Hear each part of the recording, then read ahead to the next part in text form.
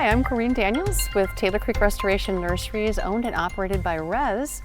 I'm here at our nursery. I'm going to give you a little information about those weird wild seeds, telling you all about their methods for getting themselves spread around. We're here in Taylor Creek's seed warehouse, and if you were standing here with me right now, you would have noticed that it's very cool and dry, and that's because seeds are best kept in cool, dry conditions. So in our seed warehouse, we try to keep it so that temperature Fahrenheit and relative humidity equal 100. That's the magic formula. So if it's 60 degrees in here, which it is, then we want to keep our relative humidity at 40%. But that's not what we're here to focus on today. We are going to look at, again, those weird wild seeds and learn a little bit about their strategy, plant strategy, for getting their seeds distributed. So for milkweed, probably a lot of you are familiar with this one from dandelions, maybe goldenrods and asters in your yard.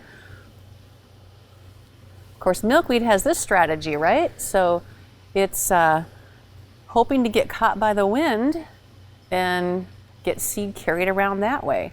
And there are a lot of other species that have a similar kind of strategy. So another great monarch plant is, I know it as Liatris.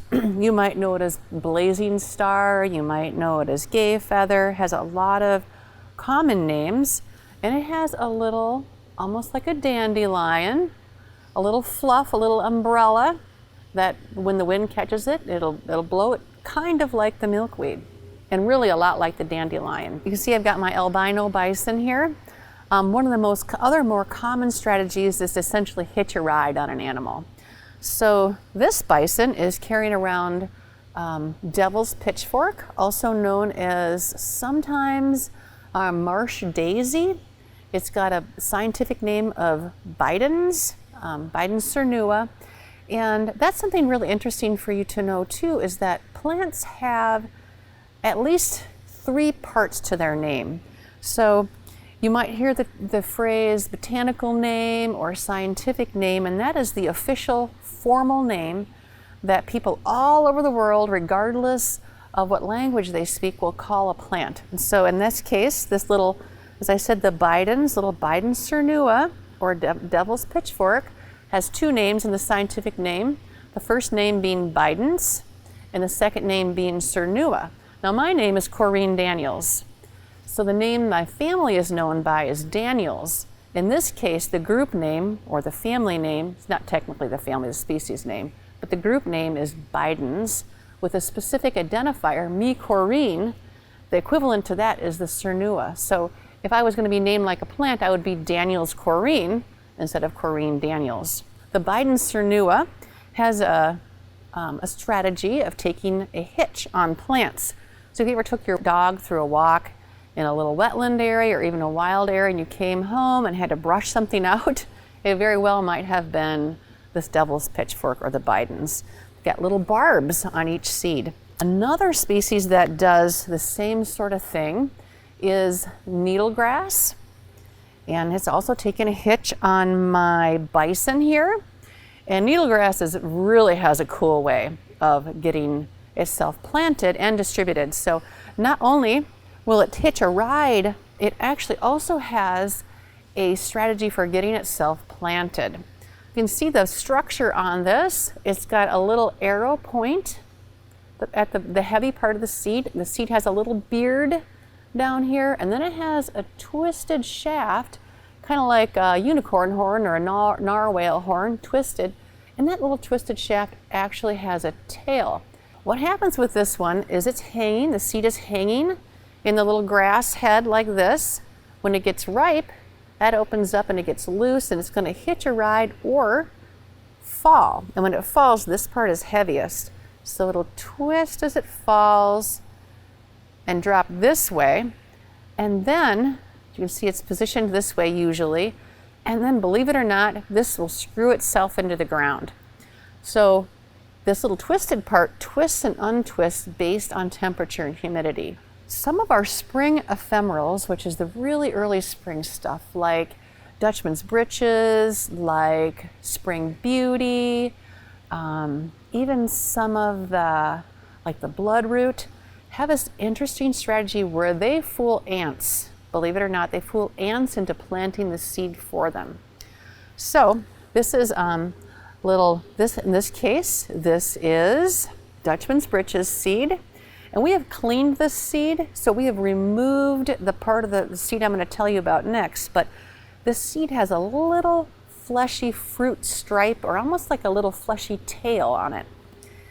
And the ants will go up, in this case, into either the Spring Beauty typically, or the Dutchman's Britches. They'll go up into those little seed pods and they harvest the seed, and they're not interested in the seed. They want that little fruity tail. They'll take that little fruity tail below ground and nibble that little fruity tail off. And then when that little fruity tail gets nibbled off, it tells the seed, oh, geez, I've been planted. It's perfect time for me to start germinating.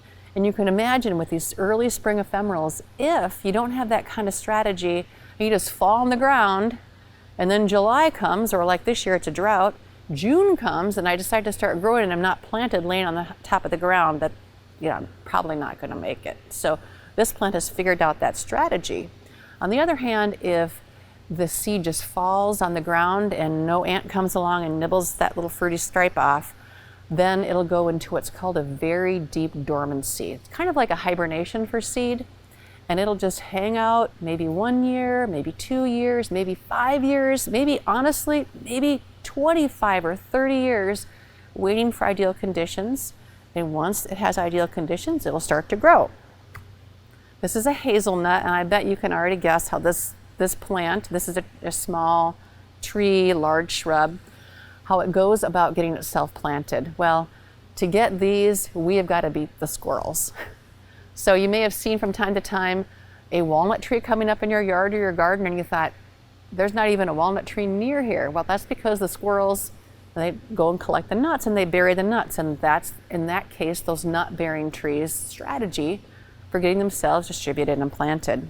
Other plants grow fruit. So of course, fruit you're more familiar with might be, peaches or apples and that kind of thing, but roses also grow fruit. And this is Rosa Carolina, the prairie rose. It grows this little berry called a rosehip, and inside that berry are pretty little kind of pinkish seeds that are super, super hard. So this is like a double strategy. So the bird comes along, eats this rosehip in this case, and then you know what happens, right?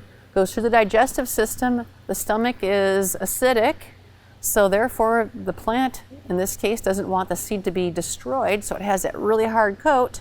And then of course you know what happens, right? The bird flies around and then basically, right, fertilizes and plants the seed at the same time.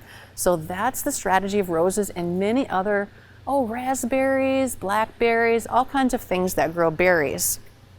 Another way that plants go about getting themselves distributed is by water. The seed is shaped like the bottom of a boat. Now this is Cowbane.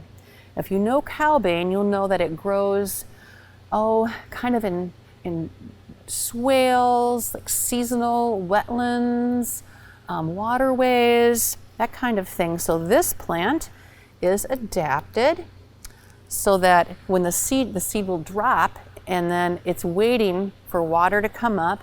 Water will come up eventually at some point, and that seed is going to float along in the water, and then eventually the water will recede, and usually when the water recedes, there's beautiful black soil, moisture, sun, and warm conditions.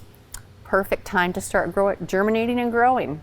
So that is just a little story of how seeds go about getting themselves distributed and some of the strategies plants use.